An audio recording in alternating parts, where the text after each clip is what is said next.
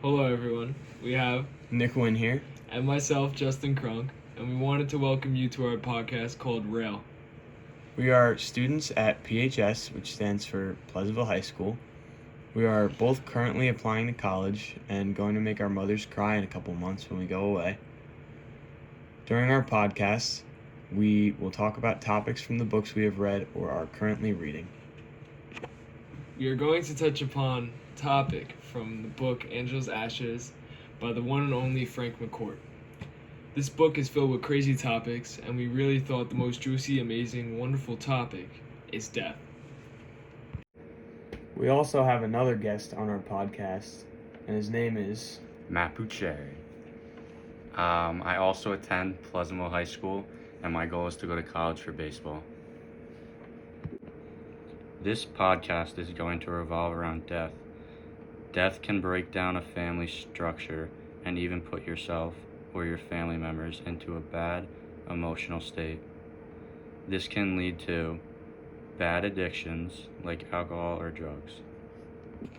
In the book, Angela's Ashes, Angela gets pills from her doctor to chill her nerves, and the dad abuses alcohol because of the deaths of Eugene and Oliver.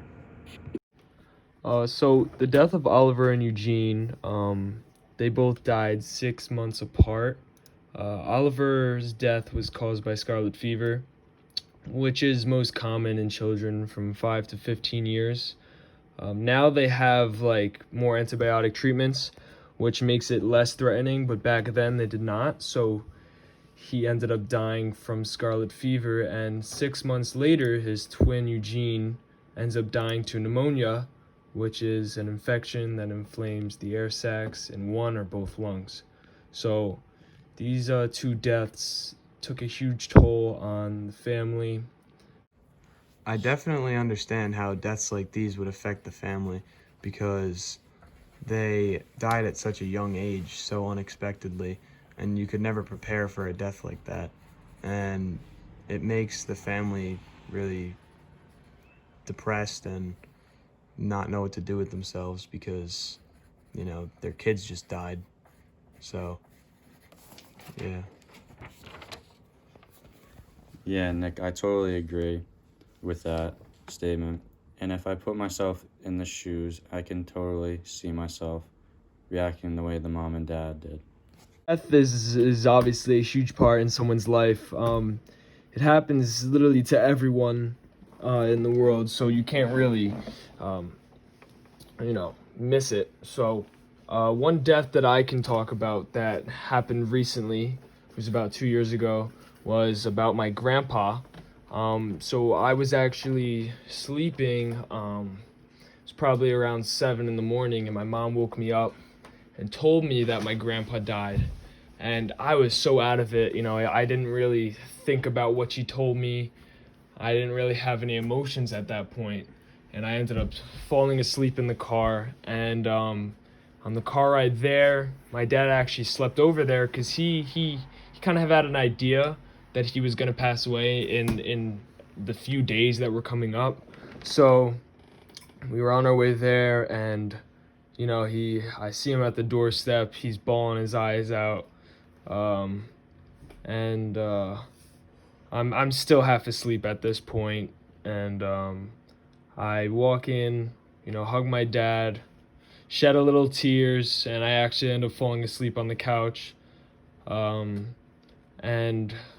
literally the only thing I remember is two men coming into the house with a stretcher looking sort of thing and taking him out of the house. And he was covered with a blanket, like a red blanket, and that's really all I remember. And so yeah. Your grandpa being carted off out of the house.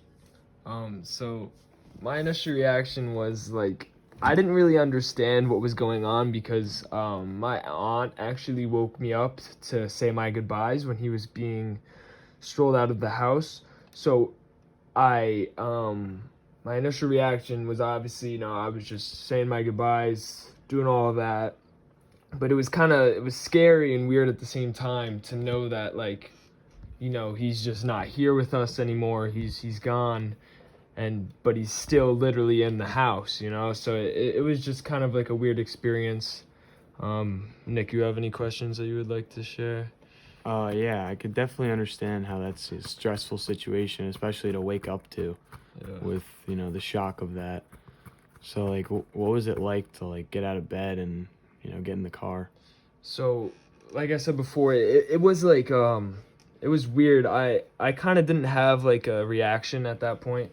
I kind of just got myself in the car and went back to sleep. My real reaction was when I actually got to the house and saw my family members in tears and all of that.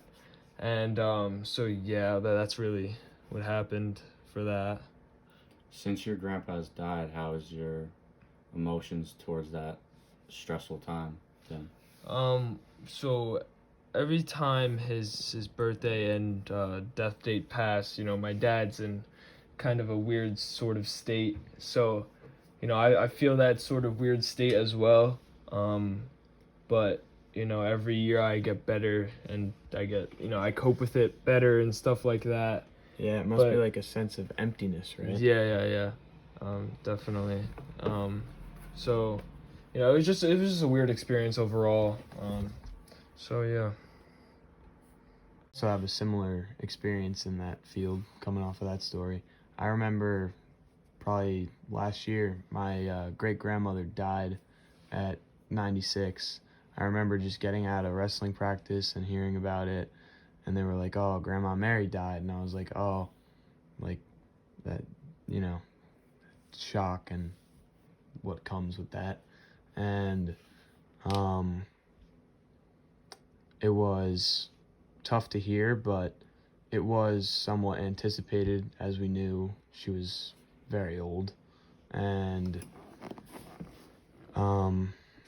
didn't really do much after that. Thought about it for the night, was really sad, cried a little, and it's just a sad topic. I just have one question.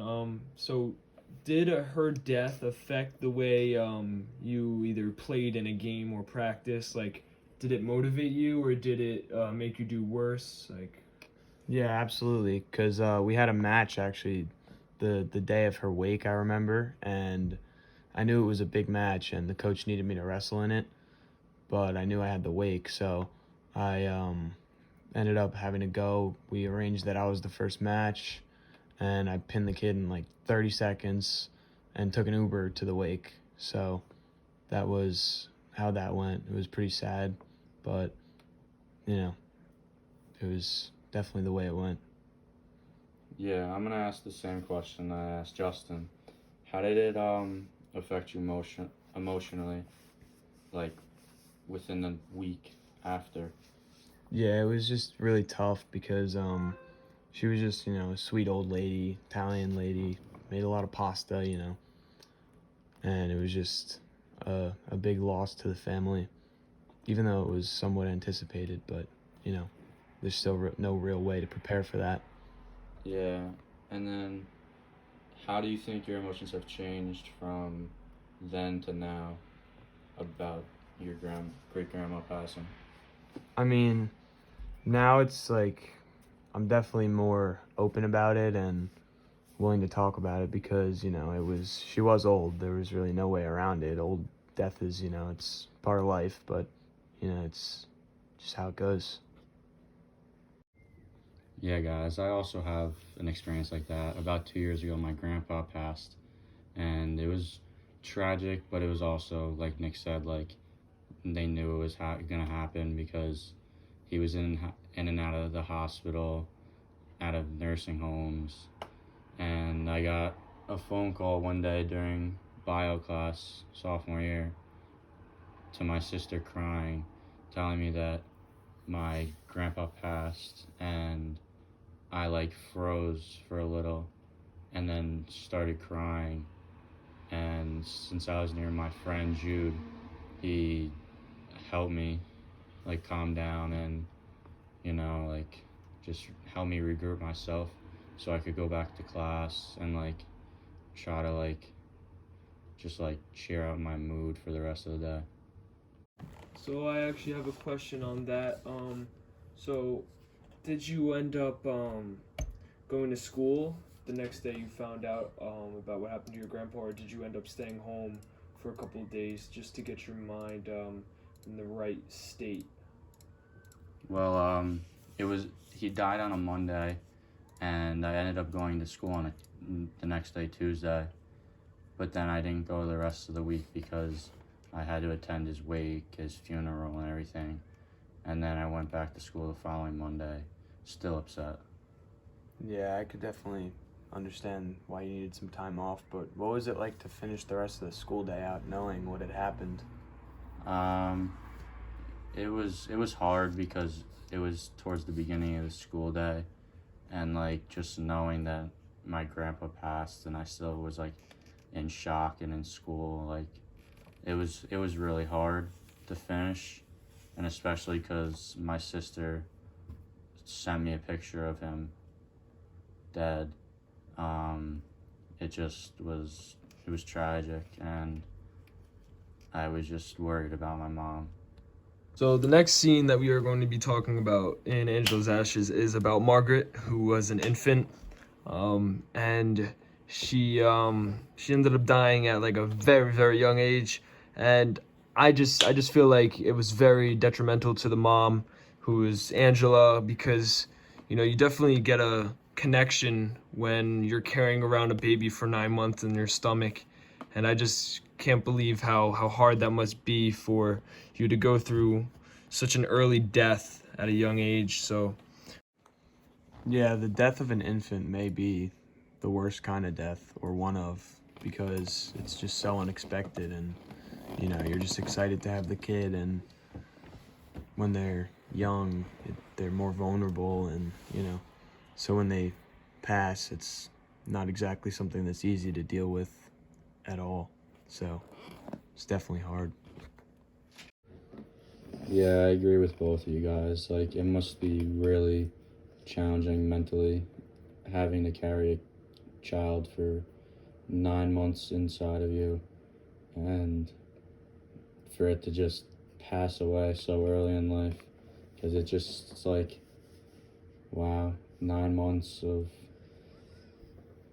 keeping that baby safe inside of you to it just dying.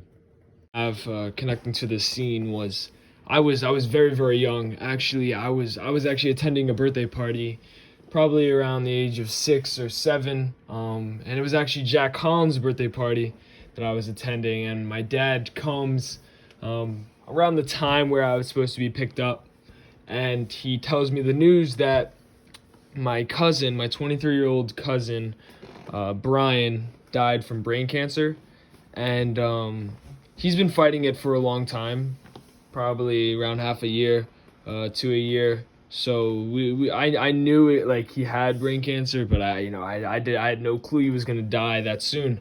And I was also very young, so I didn't really comprehend exactly what that meant. So I really didn't have crazy emotions like I did with my grandpa. But it was just a very unexpected call, and it definitely hurt my aunt, who is it was her nephew, so it hurt my uncle and aunt, and they actually have a bunch of pictures of him throughout the house, and it's crazy because you can actually see the difference in his head size due to the cancer treatment, and I thought that was pretty wild. And I still think of him to this day. He was actually in the newspaper for dying at such a young age, and yeah. Yeah, I have a question, Justin. How is your cousin Brian like related to you? Okay, so my dad, he has a brother named Mark, and that's obviously my uncle. So my uncle is married to my Aunt Lauren, and Aunt Lauren has a sister called Linda, and that was Linda's son. Brian was Linda's son, so that's how I'm related to him. It's on my dad's side. It's not exactly blood, but he's still my cousin through marriage, so that's why I call him my cousin. Yeah, I also have a question too. That must have been a very sad wake and funeral process because, it was a young death. So, yeah, like, was it like sad? And So I kind of remember like what happened at the funeral and stuff, but I was just like very young, very very young. So it's kind of a little choppy for me. The best memory I have is my dad actually telling me at the birthday party, while I was sitting actually eating some pizza. I was having a good time, and he just told me that news. I actually remember seeing him in the hospital as well. I saw him in the hospital before I knew that, though. Before I knew he was dying. So, I I had somewhat of an emotion. I feel like most of my emotions were when he told me, because I just remember crying in the car, and that was really it. I really don't remember going to the wake. I don't remember going to the funeral, but I do go to his grave with my uncle once in a while, and we did share a lot of similarities. He was a big Mets fan, and so am I. So is my uncle. A lot of people in my family are, but so yeah. I have another young death that I could definitely relate to in that sense. On my dad's side, he had a cousin that died when he was younger, and he died, I want to say age 2, and he died of illness. I don't exactly know which kind, but it was definitely detrimental to the family because, they had to go through the whole wake process, similar to your story, Justin. So, yeah, I just wanted to add that in there, young deaths and how they affect families. So I just have a quick question. You might not know this, but did you remember what his name was going to be? Did you know any of that, or who he's related to? In Yeah. the family? Yeah, he's on my dad's side. He's on my dad's parents' side, and his name was Liam. Yeah, he just got sick and unfortunately passed. So, Kind of like Margaret. yeah, exactly. Yeah, I don't really have a death like that in my family. Like, there hasn't really been any other deaths besides my grandpa that I was alive for. But it must have been, really tragic to both of you guys' families to be, that they had to go through that, and it just must have been a long road to recovery after the passing of both of your family members. To summarize some takeaways from this podcast, death sucks. That's really the only thing that comes across my mind when we talk about family member deaths, even in books and movies. Movies, pets are the worst too. Thank God I haven't experienced the death of a pet yet. But yeah, so the deaths of very young people, I feel, to me, is more tragic than a death of an older person, because the death of an older person is going to come soon, but you really don't know that the death of a young person is coming soon. So that's my takeaway on this podcast. I enjoyed it. And what about you, Nick? Yeah, I basically agree with you, and death is unfortunate, but it is a part of life and there's no way around it, at least as of now. But it's pretty much all we have for today. Anything from you, Matt? Yeah, I mean, young death and even old death's still tragic. Like, it's just a really hard time for a family to go through, and I'm just glad that me, Nick, and Justin have gone through some tough times, but not a lot, and nothing too tragic to make us just fall apart completely. Thank you for listening to our podcast.